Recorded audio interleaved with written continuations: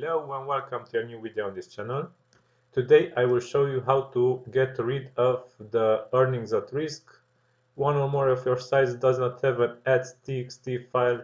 Fix this now to avoid severe impact to your revenue warning from AdSense when you use Blogger. So this tutorial will be specifically for Blogger, how to fix this on Blogger. So to get started, you can click Learn More. And you will see here this line. I will include this line also in the video's description.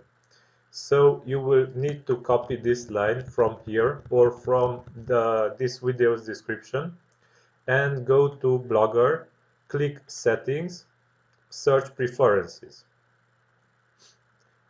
Here you will see monetization and custom ads.txt file. Click Edit and paste here the line you copied. Before, you have to click yes for enabling this and then paste here the line you copied. Afterwards, you have to go to AdSense, click Settings, Account Information, and here you will see your publisher ID.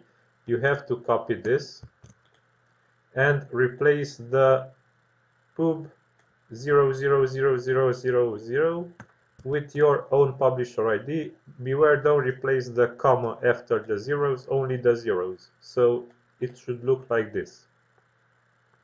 Afterwards, go ahead and save settings and you're done.